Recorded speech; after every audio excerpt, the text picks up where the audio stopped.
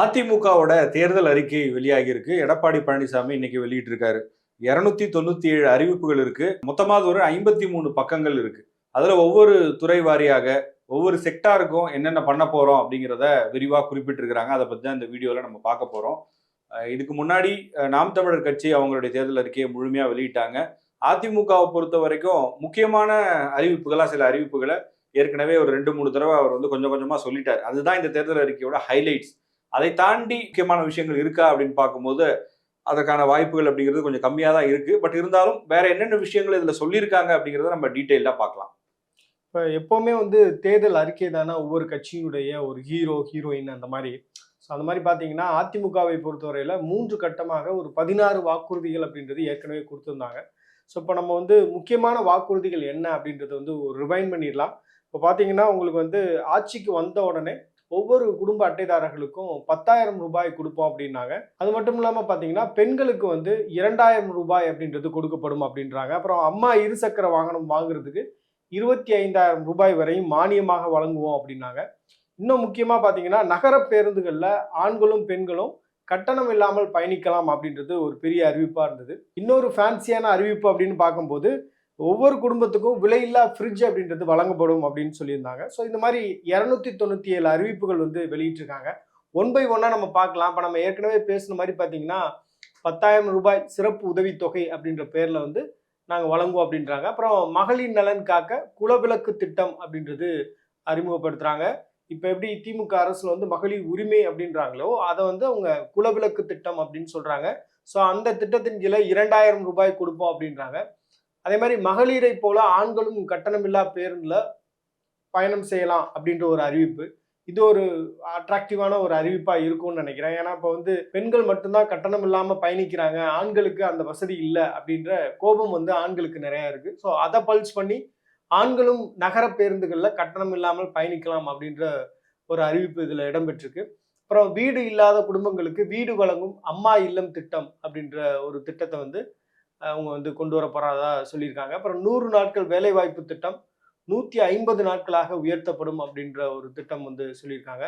அப்புறம் அம்மா இருசக்கர வாகனம் மானியம் வழங்கும் திட்டம், இந்த திட்டத்தின் கீழே 25,000 ரூபாய் வரையும் மானியத்தோட பெண்கள் இருசக்கர வாகனங்கள் வாங்கலாம் அப்படின்றது. இதன் மூலமா 5 லட்சம் மகளிர் பயன்பெறுவாங்க அப்படின்ற மாதிரியான ஒரு டிசைன்ல இந்த திட்டம் சொல்லியிருக்காங்க. அப்புறம் முதியோர் உள்ளிட்டவர்களுக்கான ஓய்வூதியங்கள் 2,000ஆக உயர்த்தப்படும் அப்படின்னு சொல்றாங்க. இப்ப கரண்டா பாத்தீங்கன்னா 1,200 இருக்கு. ஒருவேளை அதிமுகவுடைய ஆட்சி வந்தது அப்படின்னா அது 2,000ஆக உயர்த்தப்படும் அப்படின்றாங்க. அப்புறம் வங்கிகளில் பெற்ற கல்வி கடன் தள்ளுபடி, இது முக்கியமான ஒரு விஷயம் நினைக்கிறேன். நிறைய மாணவர்கள் நம்மளுடைய கல்வி கடன் ரத்து செய்யப்படுமா அப்படின்ற எதிர்பார்ப்பு இருக்கும், பெற்றோர்களுக்கு குறிப்பா இருக்கும். ஸோ இது ஒரு முக்கியமான திட்டமா நான் நினைக்கிறேன். அப்புறம் வாழ்வாதார உதவியாக ஆண்டுக்கு 3 கேஸ் சிலிண்டர்கள் வழங்கப்படும் அப்படின்னு சொல்றாங்க. இந்த நேரத்துல கேஸ் சிலிண்டர்கள் 3 கேஸ் சிலிண்டர்கள் வருடத்துக்கு வழங்குவோம் அப்படின்னு சொல்றது எப்படி மக்கள் பார்ப்பாங்கன்னு தெரியல. ஏன்னா எல்பிஜி சிலிண்டர் தட்டுப்பாடு அப்படின்றது இன்னைக்கு எல்லா இடங்கள்லயும் பணம் கொடுத்தாலே கிடைக்காத நிலைமை இருக்கு. இலவசமா தரோம்னா அது எப்படின்ற ஒரு கேள்வி இருக்கு. இப்ப அந்த 25 நாள் பீரியட் சொல்லியிருந்தாங்கல்ல, இப்போ எனக்கெல்லாம் அந்த 25 நாட்களை கடந்து ஆயிடுச்சு. பட் இருந்தாலும் நம்ம புக் பண்ண ட்ரை பண்ணும்போது சம்திங் வென் ராங் அப்படின்னு வருது. ஸோ எடப்பாடி பழனிசாமி எப்படி இதை கொடுப்பாரு அப்படின்றத நம்ம பொறுத்திருந்து பார்க்கணும்.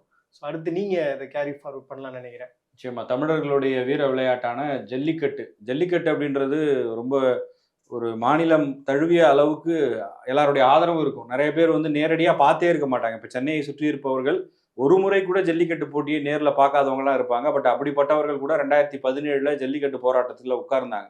ஆனா இன்னைக்கு அது இந்த தேர்தல் அறிக்கையில பார்த்தாலே இது எங்கன்னா மதுரை ஒட்டி இருக்கக்கூடிய அந்த ஜல்லிக்கட்டு வீரர்கள், நீங்க அவங்கள போயிட்டு இங்க மற்ற இடங்கள் எல்லாம் பார்க்க முடியாது. அப்ப அந்த பகுதியை சேர்ந்த இளைஞர்களை கவர்வதற்கான ஒரு அறிவிப்பு.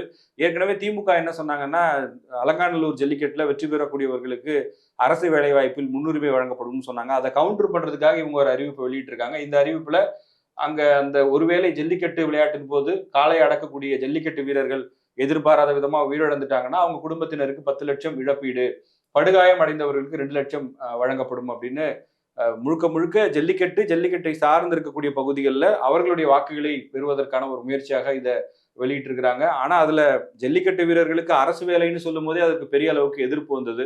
நாங்க இங்க உட்கார்ந்து வருஷக்கணக்கா படிச்சுட்டு இருக்கோம், எங்களுக்கு தராம நீங்க ஜல்லிக்கட்டு போய் விளையாடுங்க, அதுல அரசு வேலையில முன்னுரிமைன்னு அதை ஒரு கேள்வி எழுப்புனாங்க. அதே மாதிரி இங்க உயிரிழந்தவர்களுக்கான அந்த உதவித்தொகையை உயர்த்தி வழங்குவது, இல்ல அதை வந்து ஒரு அறிவிப்பா கொடுக்கறதும் கூட விமர்சனத்துக்குள்ளாகக்கூடிய ஒரு விஷயமா தான் இருக்கும்.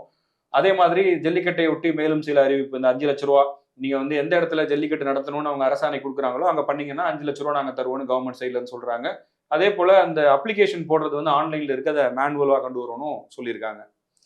இஸ்லாமிய, கிறிஸ்தவ மற்றும் ஏனைய சிறுபான்மை வகுப்பைச் சேர்ந்தவர்கள் மகளிர் சுய தொழில் தொடங்குவதற்கு வட்டியில்லா கடன் வழங்கப்படும் அப்படின்றதெல்லாம் வந்து திட்டங்களா இருக்கு. மாற்றுத்திறனாளிகள் கூட்டுறவு வங்கிகளில் வாங்கிய கடன் வந்து தள்ளுபடி செய்யப்படும் அப்படின்ற அறிவிப்பு இருக்கு. இது மாதிரி நிறைய அறிவிப்புகள் நம்ம பார்க்க முடியுது. இந்த அறிவிப்பு அப்படின்றது ரொம்ப முக்கியமான அறிவிப்புன்னு நினைக்கிறேன். வேலைவாய்ப்பு அலுவலகங்கள்ல பதிவு செய்து வேலைக்காக காத்திருக்கக்கூடிய பட்டதாரி இளைஞர்கள் மற்றும் இளம்பெண்களுக்கு மாதந்தோறும் 2000 ரூபாயும், +2 வரை படித்து வேலைவாய்ப்பு அலுவலகங்களில் பதிவு செய்துள்ளவர்களுக்கு மாதந்தோறும் 1000 ரூபாயும் உதவித்தொகையாக வழங்கப்படும் அப்படின்னு சொல்லியிருக்கிறாங்க.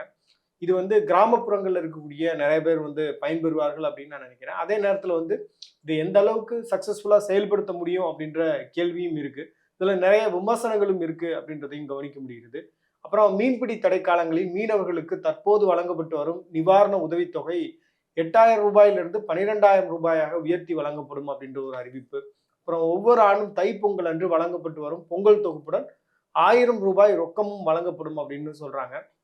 இதுல வந்து முக்கியமா பாத்தீங்கன்னா தீபாவளி அப்ப வேஷ்டி சேலை அப்படின்றது நாங்க கொடுப்போம், பொங்கல் அப்ப உங்களுக்கு வந்து 1000 ரூபாய் கொடுப்போம் அப்படின்றது அவங்களுடைய அறிவிப்புல இருக்கு அப்படின்றத பார்க்க முடியுது. அதே மாதிரி கைத்தறி நெசவாளர்களுக்கு தற்போது வழங்கப்படக்கூடிய விலையில்லா மின்சாரம் 300 யூனிட்ல இருந்து 450 யூனிட் ஆகும். விசைத்தறி நெசவாளர்களுக்கு விலையில்லா மின்சாரம் 1000 யூனிட்ல இருந்து 1400 யூனிட்டாகவும் உயர்த்தி வழங்கப்படும் அப்படின்னு சொல்றாங்க.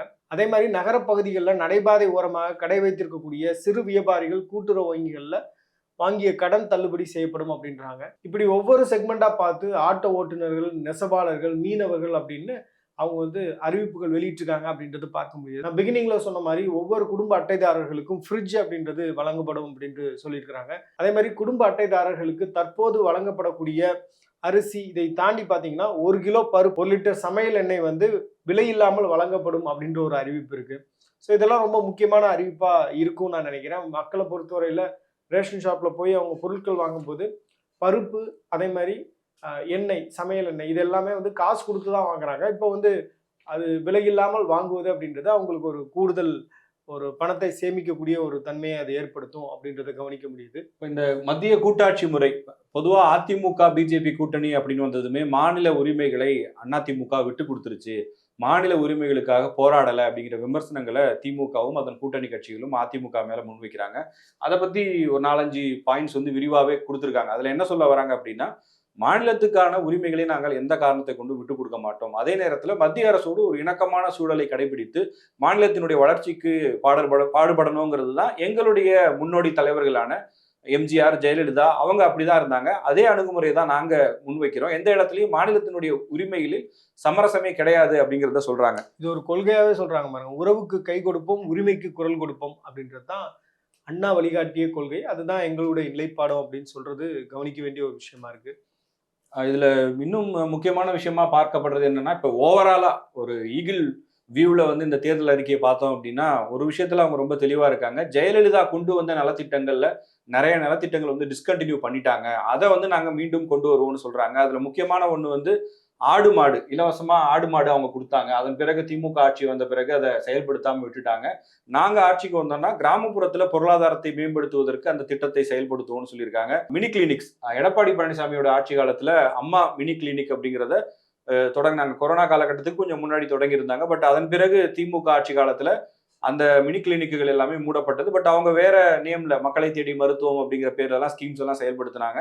இதுக்கு எடப்பாடி பழனிசாமி பலமுறை எதிர்ப்பெல்லாம் தெரிவிச்சிருக்காரு. இப்போ நாங்க ஆட்சிக்கு வந்தோம் அப்படின்னா மீண்டும் அம்மா மினி கிளினிக்ஸை வந்து கொண்டு வருவோம் அப்படின்னு சொல்லியிருக்காரு. இதோடு சேர்த்து தாலிக்கு தங்கம் திட்டம், அந்த தாலிக்கு தங்கம் திட்டம்லாம் நிறைய பயனாளிகள் இருப்பாங்க. நீங்க எந்த கிராமத்துக்கு போய் கேட்டாலும் ஒவ்வொரு வீட்லயுமே குறைந்தபட்சம் ஒருத்தராவது தாலிக்கு தங்கம் திட்டத்துல பயனடைஞ்சிருப்பாங்க. இப்போ ஒரு 2 பெண் குழந்தைகள் இருக்கு அப்படின்னா அட்லீஸ்ட் ஒருத்தராவது அந்த ஸ்கீம்ல பயனடைஞ்சிருப்பாங்க, இல்ல 2 பேருமே பயனடைந்தவர்கள்லாம் இருப்பாங்க. அந்த மாதிரி எந்தெந்த திட்டங்கள் எல்லாம் மக்களிடம் பெரும் வரவேற்பு பெற்றதோ, செல்வி ஜெயலலிதாவினுடைய ஆட்சி காலத்தில் கொண்டு வரப்பட்ட ஒரு ஃபிளாக்ஷிப் ஸ்கீம்ஸ்னு எதெல்லாம் சொன்னாங்களோ, உதாரணத்துக்கு அம்மா உணவகம் பத்தியும் இதுல சொல்லியிருக்காங்க. அம்மா உணவகம் வந்து இன்னைக்கும் இருக்கு.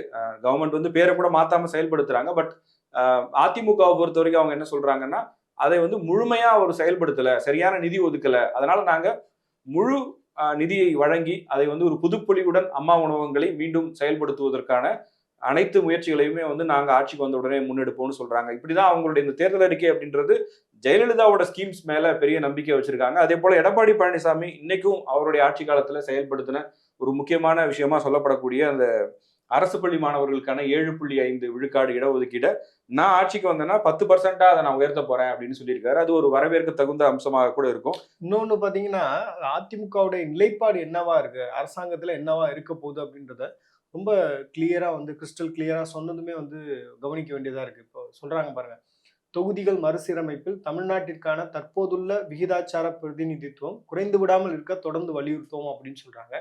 இப்ப பாத்தீங்கன்னா, நேத்து கூட ஒரு செய்தி வந்தது.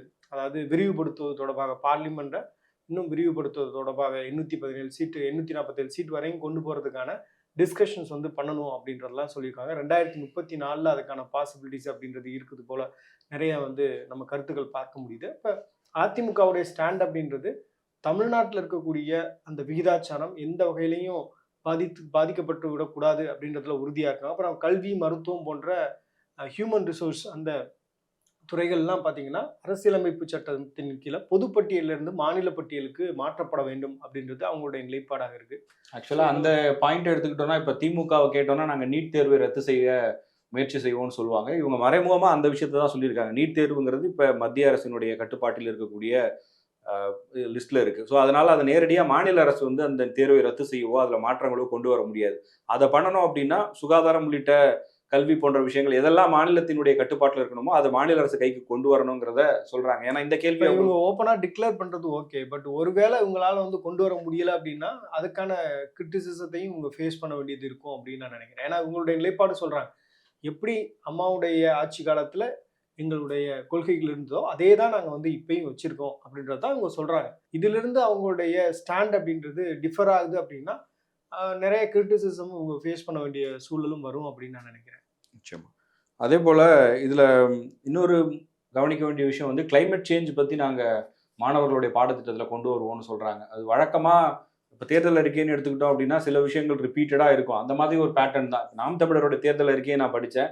அதன் பிறகு வந்திருக்கிற இந்த தேர்தல் அறிக்கையை முழுமையா படிக்கும்போது பெரிய ரிஸ்க் எடுத்தோ இல்ல பெருசா நாங்க மாற்றங்களை கொண்டு வந்துருவோம் அப்படிங்கிற மாதிரி பண்ணல. இப்ப புதுசா ஆட்சிக்கே வராத கட்சிகள் வந்து இந்த அரசாங்கத்தை பத்தியும் நிர்வாகத்தை பத்தியும் ஒரு பார்வை வச்சிருப்பாங்க. அந்த அடிப்படையில சில தேர்தல் அறிக்கைகளை எழுதுவாங்க. அதிமுகவை பொறுத்த வரைக்கும் ஒரு கவர்மெண்ட் எப்படி ஃபங்க்ஷன் ஆகும், எதை பண்ண முடியும் அப்படின்றத தெளிவா புரிஞ்சு வச்சிருக்காங்கன்னு நினைக்கிறேன். நம்ம வந்து இப்ப நிறைய வாக்குறுதிகளை கொடுத்துட்டு ஒரு வேளை வெற்றி பெறறோம்னு சொன்னா நாளைக்கு எல்லாமே நமக்கு சிக்கலா மாறும். அதனால ரொம்ப லிமிட்டடா எந்தெந்த விஷயங்கள் மக்களை கவரும், என்னெல்லாம் சொன்னா ஓட்டுகளா அதை மாற்ற வாய்ப்பு இருக்கு அப்படிங்கிறத ஃபோக்கஸ் பண்ணி போறாங்க. இலவச வண்ண தொலைக்காட்சி பெட்டி, மிக்சி கிரைண்டர் இதெல்லாம் வந்து எப்படி அந்தந்த காலகட்டங்களில் அதிமுக திமுகவுக்கு சாதகமாக மாறிச்சோ அந்த மாதிரி ஃப்ரிட்ஜ் கொடுக்குறோன்னு சொல்றது, பெண்களுக்கான உதவித்தொகை, பேருந்துகளில் பயணம், இந்த மாதிரி விஷயங்களே வந்து நமக்கு பெருவாரியான வாக்குகளை பெற்றுக் கொடுத்துரும். அதாவது எல்லா செக்மெண்ட்டையும் பத்தி நாங்க யோசிக்கிறோங்க. நாங்க விவசாயிகள், நெசவாளர்கள், தொழிலாளர்கள், போக்குவரத்து தொழிலாளர்கள், அரசு ஊழியர்கள், மாணவர்கள், பெண்கள், முதியவர்கள்னு சொசைட்டில இருக்கக்கூடிய எல்லா செக்ஷன்ஸையும் நாங்க யோசிக்கிறோம்னு ஒரு சிக்னல் கொடுக்கறதுக்காக மட்டும்தான் எல்லாரும் பத்தியும் இதுல கொடுத்துருக்காங்களே தவிர ரொம்ப புதுசா இருக்கு, இதுவரைக்கும் சொல்லாத விஷயங்கள் அப்படின்ற மாதிரிலாம் பெருசா எதுவும் இல்லை. பியூர்லி இந்த எலெக்ஷன்ல ஜெயிக்கணும், அதுக்கு என்னென்ன விஷயங்கள் தேவையோ அதை மட்டும் பண்ணியிருக்காங்க. திமுகவுக்கு இப்ப தேர்தல் அறிக்கையில் அவங்க கொடுத்த வாக்குறுதிகளே வந்து ஒரு கட்டத்துல பெரிய பிரச்சனையாகவும் மாறிச்சு. அவங்க நிறைய விஷயங்களை செயல்படுத்த முடியாம போயிட்டாங்கன்னு சொல்லி எதிர்க்கட்சிகள் அதை ரிப்பீட்டடா கேள்வி எழுப்பிட்டே இருந்தாங்க. அதனால விஜய் கூட அவருடைய பிரச்சாரங்கள் எல்லாம் சொல்லிட்டே இருந்தார், நடைமுறைக்கு எது சாத்தியமோ அதான் நான் சொல்லுவேன் அப்படின்னு சொல்லிட்டு. ஸோ அந்த வகையில அதிமுகவை பொறுத்த வரைக்கும் நடைமுறைக்கு சாத்தியமான விஷயங்கள், நேரடியாக மக்களிடமிருந்து வாக்குகளை பெற்றுத்தரக்கூடிய அறிவிப்புகள், அதை மையப்படுத்தி தான் இந்த தேர்தல் அறிக்கை தயாரிச்சிருக்க மாதிரி தோணுது. குறிப்பா விவசாயிகளுக்கு நிறைய திட்டங்கள் அவங்க சொல்றாங்க. ஐ திங்க் இந்த தேர்தல் அறிக்கையில நம்ம பார்க்கும்போது விவசாயத்துக்காக அவங்க சொன்ன விஷயங்கள், வாக்குறுதிகள் அப்படின்றது ரொம்ப அதிகமா இருக்கு. மேபி எடப்பாடி பழனிசாமி ஒரு விவசாயி அப்படின்ற ஒரு கண்ணோட்டத்தோட கொஞ்சம் கூடுதல் முக்கியத்துவம் இந்த தேர்தல் அறிக்கையில கொடுத்துருக்காங்களா அப்படின்றது தெரியல. பட் மோர் தென் 3 பேஜஸ் வந்து உங்களுக்கு எல்லாமே பார்த்தீங்க அப்படின்னா விவசாயம் சார்ந்த ஒரு அறிவிப்புகளா இருக்கு. இப்போ வந்து திமுக ஆட்சியில டெல்டா மாவட்டத்தில் பல லட்சம் டன் நெல் கொள்முதல் செய்து அதை பொறுப்பற்ற முறையில் மழையில் நனைத்து விவசாயிகளின் உழைப்பும் பணமும் வீணாக்கப்பட்டுள்ளது. எனவே டெல்டா மாவட்டங்களில் உள்ள நேரடி நெல் கொள்முதல் நிலையங்களில் உலர்களம் மற்றும் சேமிப்பு கிடங்குகள் அமைப்பதுடன் அனைத்து தாலுகா அளவிலும் போதுமான அளவில் கிடங்கு வசதிகளும் அமைத்து உட்கட்டமைப்பு வசதிகளை மேம்படுத்திட நடவடிக்கை எடுக்கப்படும் அப்படின்னு சொல்றாங்க. இது மாதிரி நிறைய அறிவிப்புகள் பார்த்தீங்கன்னா உங்களுக்கு விவசாயம் சார்ந்த வேளாண் அறிவிப்புகள் அப்படின்றது அதிகமா இருக்கு. இப்ப இந்த அறிவிப்புகள்லாம் ஓகே, இது எந்த அளவுக்கு அவரால் செயல்படுத்த முடியும் அப்படின்ற ஒரு கேள்வி இருக்கு இல்லையா? இப்ப தமிழ்நாட்டை பொறுத்தவரையில ஒரு 5,00,000 கோடி கடன் வரையும் வாங்கியிருக்கிறாங்க இந்த 5 ஆண்டுகள்ல அப்படின்னு சொல்றாங்க. ஸோ இதை எப்படி நீங்க வந்து இவ்வளோ வாக்குறுதிகள் கொடுக்குறீங்க, எப்படி செயல்படுத்துவீங்கன்னு கேட்கும்போது நிதி ஆதாரத்தை பெருக்கி திட்டங்களை நிறைவேற்றுவோம் அப்படின்றது தான் அவருடைய பதிலா இருக்கு. ஐ திங்க் இந்த அறிக்கையில கூட அவங்க சொல்றாங்க தமிழ்நாட்டை பொறுத்தவரையில 1,25,000 ஒவ்வொருத்தருடைய தலையிலையும் ஒரு கடன் இருக்கு. ஸோ அந்த அளவுக்கு ஒரு கடன் அப்படின்றது தமிழ்நாட்டை பொறுத்தவரையில கடந்த 5 ஆண்டுகள்ல இப்போதைக்கு இருக்கக்கூடிய அரசு வந்து வாங்கியிருக்கிறாங்க அப்படின்லாம் சொல்றாங்க. பட் எந்த அளவுக்கு சாத்தியப்படுத்த முடியும் அப்படின்ற நிறைய கேள்விகள் இருக்கு இவங்களுடைய வாக்குறுதிகள்ல. அதே நேரத்தில் பார்த்தீங்கன்னா இந்த தேர்தலை பொறுத்தவரையில இந்த மாதிரியான வாக்குறுதிகள் கொடுத்து நம்ம அட்ராக்ட் பண்ணலாம் அப்படின்ற ஒரு மனநிலையோடையும் இந்த தேர்தல் அறிக்கை அப்படின்றது டிராஃப்ட் பண்ணப்பட்டிருக்குன்னு நான் நினைக்கிறேன். ஏன்னா இப்போ எப்போவுமே வந்து திமுகவுடைய தேர்தல் அறிக்கை என்ன அப்படின்றது தான் எல்லாருடைய கியூரியாசிட்டியாக இருக்கும். ஏன்னா அவர்களுடைய வாக்குறுதிகளும் கொஞ்சம் அதிகமாக இருக்கும். இவர் வந்து 297 வாக்குறுதிகள் தான் கொடுத்துருக்கிறாரு. திமுகவை பொறுத்தவரையில கடந்த தேர்தலே அவங்க வந்து 500 கிட்ட கொடுத்துருந்தாங்க. ஸோ இந்த முறையும் அவங்க வந்து தங்களுடைய தேர்தல் அறிக்கையின் மூலமாக அட்ராக்ட் பண்றதுக்கான முயற்சிகள் அப்படின்றது பண்ணுவாங்க. இப்போ நீங்க சொன்ன மாதிரி ஒவ்வொரு செக்மெண்டா வந்து இந்த தேர்தல் அறிக்கையை வந்து டிராஃப்ட் பண்ணியிருக்காங்க அப்படின்றதும் கவனத்தில் எடுத்துக்க வேண்டியதா இருக்கு. நிச்சயமா. அதே போல இப்போ சில நடைமுறை பிரச்சனைகள் பத்தியும் பேசியிருக்காங்க. அதெல்லாம் இதுல நோட் பண்ண வேண்டிய விஷயங்கள் நான் நினைக்கிறேன். இப்போ இன்சூரன்ஸ் ஸ்கீம்ஸ்னு எடுத்துக்கிட்டோம்னா முதலமைச்சரின் விரிவான காப்பீடு திட்டம், இதுக்கு முன்னாடி அம்மா காப்பீடு திட்டம், இப்படி ஒவ்வொரு காலகட்டத்திலையுமே அந்த இன்சூரன்ஸ் கார்ட்ஸ் அப்படின்றது இருந்திருக்கு. இப்போ அதில் சில நேரங்களில் பிரைவேட் ஹாஸ்பிட்டல்ஸில் போயிட்டு ஒரு ஹார்ட் சர்ஜரியோ இல்லை கேன்சர் தொடர்பான ட்ரீட்மெண்ட்டோ எடுத்தாலும் அதில் வரக்கூடிய தொகையும் எந்த ஒரு உச்சவரமும் இல்லாமல் அரசு எடுத்துக்கும் அப்படின்னு சொல்கிறாங்க. அது ஒரு பாசிட்டிவான அறிவிப்பாக பார்க்கலாம். அதே போல் ஐவிஎஃப், இப்போ இந்த ஐவிஎஃப் சிகிச்சை அப்படிங்கிறது நம்ம எங்கே போனாலும் சென்னையிலலாம் தெரு வந்து அந்த சென்டர்ஸ் நிறைய நம்ம பார்க்குறோம். அரசாங்கத்தின் சார்பிலிருந்து அதெல்லாம் கொண்டு வரணும். இன்னைக்கு மாறி இருக்கக்கூடிய சூழல்ல அரசு மருத்துவமனைகளுக்குள்ள அதை கொண்டு வந்து கட்டணமில்லா சிகிச்சையும் தரணுன்ற ஒரு கோரிக்கை ரொம்ப நாளா இருக்கு. அதையும் அவங்க வந்து இந்த தேர்தல் அறிக்கையில குறிப்பிட்டு சொல்லியிருக்காங்க. அப்புறம் வழக்கமான 2 விஷயம் அதுவும் இதுல இருக்கு. கச்சத்தீவை மீட்டெடுப்போம்னு சொல்லியிருக்காங்க. செல்வி ஜெயலலிதாவினுடைய கனவு திட்டமான கச்சத்தீவை மீட்டெடுக்கிறதுக்கான முயற்சிகளை நாங்கள் மேற்கொள்ளப்படும்னு சொல்லிட்டு எத்தனை வருஷம் ஆனாலும் மாறாத தேர்தல் அறிக்கையில அந்த முக்கியமான பாயிண்டா இது இருக்கு. மதுக்கடைகள் பத்தியும் பேசியிருக்காங்க. படிப்படியாக மது விலக்கை நடைமுறைப்படுத்துவோம் அப்படின்னு.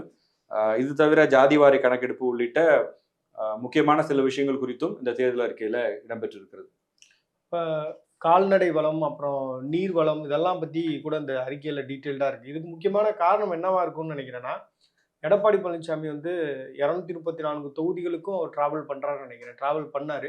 ஒவ்வொரு தொகுதிகளையும் சந்திக்கும் போது அங்கே அவர் பரப்புரை மேற்கொள்வதற்கு முன்பு பார்த்தீங்கன்னா அங்கே இருக்கக்கூடிய விவசாய பெருமக்கள், அங்கே இருக்கக்கூடிய பல்வேறு அமைப்புகள் உங்களோடலாம் வந்து ஒரு கன்சல்டேஷன் மீட்டிங் மாதிரி வச்சாங்க. அங்கே கிடைச்ச இன்புட்ஸ் கூட இதுக்கு பயன்பட்டுருக்கும் அப்படின்னு நான் நினைக்கிறேன்.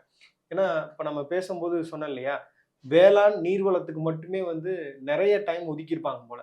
இந்த அறிக்கையிலே நிறைய வாக்குறுதிகள் பார்த்தீங்கன்னா வேளாண் துறைக்கும் நீர்வளம் சார்ந்த விஷயங்களுக்கும் நிறைய இருக்கிறது அப்படின்றது நம்ம பார்க்க முடியுது. கொங்கு மண்டலத்தின் அடிநாதமாக இருக்கக்கூடிய விவசாயம், அவர்களுக்கான அந்த நீர்ப்பாசன திட்டங்கள், அகைன் கொங்கு மண்டலத்தை ஃபோக்கஸ் பண்ணி அதிகமான வாக்குறுதிகளை கொடுத்துருக்குறாங்க. அங்கே இருக்கக்கூடிய விவசாயிகள், அவர்களுடைய கோரிக்கைகள், அதன் அடிப்படையில் இந்த முக்கியத்துவம் இருக்குன்னு புரிஞ்சுக்கலாம். இப்போ சென்னை அல்லது பிரமா எல்லாருக்குமே இருக்கு. பட் அந்த கூடுதலான ஃபோக்கஸ் அப்படிங்கிறது கொங்கு மண்டலத்துல தான் அதிமுகவுக்கு இருக்குங்கிறத இந்த தேர்தல் அறிக்கை சொல்லுதுன்னு தான் நான் பார்க்குறேன். இன்னொரு முக்கியமான விஷயம் வந்து இந்த அம்மா உணவகம் வந்து சரியா செயல்படுறது இல்லை அப்படின்றது ஜென்ரல் ஃபீலிங். ஏன்னா இப்போ வந்து ஜெயலலிதா அவர்கள் இந்த ஸ்கீமை லான்ச் பண்ணும்போது நிறைய பேச்சுலர்ஸ் போய் பயன்பெற்றாங்க. அது வந்து ஒரு பெரிய ஷிஃப்ட்டை வந்து ஏற்படுத்துனது. நிறைய படிக்கக்கூடியவங்க, சென்னை மாதிரியான இடங்களில் வேலை செய்யக்கூடியவங்க வந்து அந்த அம்மா உணவகத்தின் மூலமாக பயன்பெற்றவர்கள் நிறைய பேர் இருக்காங்க. மேபி வியூவர்ஸ் பார்த்துட்டு இருக்கீங்க அப்படின்னா உங்களுடைய கமெண்ட் கூட சொல்லுங்க. உங்களுக்கு அது மாதிரி எக்ஸ்பீரியன்ஸ் இருந்திருக்கா அப்படின்னு சொல்லிட்டு நீங்கள் போய் அம்மா உணவகத்தில் சாப்பிட்ருக்கீங்களா அப்படின்னு கூட நீங்கள் கமெண்ட் பண்ணலாம். ஸோ இப்போ அந்த அம்மா உணவகத்தை வந்து இப்போ சரியாக செயல்படுத்துறது இல்லை அப்படின்ற ஒரு பார்வை அப்படின்றது இருக்குது. ஸோ இவங்க வந்தால் அதை நாங்கள் புது பொலிவுடன் இன்னும் அதை மேம்படுத்தி நாங்கள் வந்து செயல்படுத்துவோம் அப்படின்னு சொல்கிறாங்க. ஸோ அதெல்லாம் வந்து கவனிக்க வேண்டிய ஒரு விஷயமா தான் இருக்குன்னு நான் நினைக்கிறேன். திமுகவும் தேர்தல் அறிக்கை குழுவை உருவாக்கி அவர்கள் கொடுத்த அடிப்படையில் மக்களை சந்தித்து அறிக்கை தயாரிச்சிருக்காங்க. இவங்களும் அந்த மாதிரி அறிக்கை குழுவை தயாரித்து மக்களுடைய கருத்துக்களும் இதில் இடம்பெற்றிருக்கு அப்படின்னு சொல்கிறாங்க. மற்ற பாயிண்ட்ஸை விட அந்த முதல் 10 தலைப்புகளில் கொடுத்துருக்கிற அறிவிப்புகள் தான் இந்த தேர்தலில் அதிமுகவின் வாக்குகளை தீர்மானிக்கக்கூடிய அம்சமாக இருக்கும்னு நம்பி தான் அவங்க அதை ஒரு சர்ப்ரைஸாக ஒரு ட்ரைலர் மாதிரி டீசர் மாதிரி கொடுத்துட்டு இருந்தாங்க. மற்ற தலைப்புகளில் வந்திருக்கிற அறிவிப்புகள் இல்லை வாக்குறுதிகள் எல்லாமே வழக்கமாக எல்லா துறையினரும் எதிர்பார்க்கக்கூடிய அம்சங்கள். எல்லாரை பற்றியும் நாங்கள் யோசிக்கிறோங்கிறத கன்வே பண்ணுற மாதிரி சொல்லியிருக்காங்க. இந்த அறிக்கையை வந்து முழுசாக நம்ம ரீட் பண்ணோம். அதே மாதிரி இதில் வந்து கொஞ்சம் அனாலிசிஸ் பண்ணி பார்க்கும் பொழுது ஒரு வழக்கமான ஒரு தேர்தல் அறிக்கையாக தான் இது இருக்குது. இது வந்து ஒரு சேஞ்ச் மேக்கராக இருக்கும் அதிமுகவுக்கு அப்படின்னு தோணலை. ஏன்னா அந்த முதல் 3 அறிவிப்புகள் இருக்கு இல்லையா, அதாவது 3 கட்டமாக ஒரு தேர்தல் அறிவிப்பு அப்படின்றது வெளியிட்டிருந்தாரு. அதில் குறிப்பிட்டு சொன்ன அந்த 16 தேர்தல் வாக்குறுதிகள் தான் இந்த தேர்தலை மையப்படுத்தி வாக்காளர்களை அட்ராக்ட் பண்ணணும் அப்படின்ற ஒரு நோக்கத்தோட வெளியிடப்பட்ட அறிக்கைகளாக இருக்குது. பட் மற்றபடி பார்த்தீங்கன்னா இந்த வாக்குறுதிகள் அத்தனையுமே வந்து வழக்கமாக வழங்கப்படக்கூடிய வாக்குறுதிகள் போல தான் தெரியுது. முக்கியமாக இந்த சட்ட ஒழுங்குல கொஞ்சம் கான்சன்ட்ரேட் பண்ணியிருக்காங்க. அப்புறம் வந்து விவசாயம் சார்ந்த விஷயங்கள்ல நாங்கள் ஆட்சிக்கு வந்தால் என்ன பண்ணுவோம் அப்படின்றது சொல்லியிருக்காங்க. அப்புறம் வந்து இலவச திட்டங்களில் கொஞ்சம் கூடுதல் கவனம் அப்படின்றது இருக்குது. இப்போ திமுக கொண்டு வரக்கூடிய திட்டங்களை தாண்டி நம்ம என்ன ஒரு எக்ஸ்ட்ராவாக பண்ணிட முடியும் அப்படின்றது இந்த தேர்தல் அறிக்கையில் அதிமுகவுடைய பார்வையாக இருந்திருக்கு. ஏன்னா 10,000 அப்படின்றது திமுக இதுவரை அனௌன்ஸ் பண்ணல. எந்த இடத்துலையும் அதை பற்றியும் அவங்க பேசலை. இப்போ இந்த 10,000 ரூபாய் ஆட்சிக்கு வந்த உடனே நாங்கள் கொடுப்போம் அப்படின்னு சொன்னது வந்து ஒரு சேஞ்சாக இருக்கும். மக்கள் வந்து அதை நம்பி வாக்களிப்பார்கள் அப்படின்றது இவங்களுடைய பார்வையாக இருக்குது. அதே மாதிரி இன்னொரு இன்ட்ரெஸ்டிங்கான பாயிண்ட் என்ன அப்படின்னு பார்த்தீங்கன்னா 75% தமிழர்களுக்கே வேலை அப்படின்னு சொல்கிறதும் ஒரு கவனிக்கப்படக்கூடிய ஒரு ஸ்டாண்டு. யூஸ்வலாக இது வந்து நாம் தமிழர் மாதிரி தமிழ் தேசியம் பேசக்கூடிய கட்சிகள் சொல்லக்கூடிய வார்த்தை. பட் இது அதிமுகவும் சொல்கிறாங்க அப்படின்னா இது வந்து கவனிக்கக்கூடிய ஒரு விஷயம்னு நினைக்கிறேன். அப்புறம் புதுசாக இளைஞர்கள் வந்து தொழில் தொடங்குறாங்க அப்படின்னா எந்த செக்யூரிட்டியும் இல்லாமல் 25 லட்சம் வரையும் கடன் தருவோம் அப்படின்னு சொல்கிறாங்க. இதெல்லாம் வந்து ஒரு ஒரு ஃபேன்சியான அறிவிப்புகளாக இருக்குது. ஒருவேளை அதிமுக ஆட்சிக்கு வந்தது அப்படின்னா இதெல்லாம் வந்து செய்வாங்க அப்படின்ற ஒரு நம்பிக்கை வந்து ஒரு சிலருக்கு வருவதற்கு வாய்ப்பு இருக்குது. ஸோ இந்த வீடியோவில் ரொம்ப டீட்டெயில்டாக அதிமுகவுடைய மேனிஃபெஸ்டோ என்னவாக இருக்குது அப்படின்றத பேசியிருக்கோம். ஏன்னா எடப்பாடி பழனிசாமி நாளையிலேருந்து அவருடைய சூறாவளி தேர்தல் பிரச்சாரத்தை தொடங்குறாரு. ஸோ அதுக்கு முன்னாடியே வந்து இந்த தேர்தல் அறிக்கையை வெளியிட்டார். ஐ திங்க் இன்னும் ஒரு சில நாட்களில் 2 நாட்களில் பார்த்தீங்கன்னா உங்களுக்கு அதிமுக தலைமையிலான என்டிஏ கூட்டணியில் ஒவ்வொரு கட்சிகளும் எந்தெந்த தொகுதிகளில் போட்டிடுறாங்க அப்படின்ற ஒரு முழு விவரம் வந்துடும் அப்படின்ற ஒரு எதிர்பார்ப்பும் இருக்குது.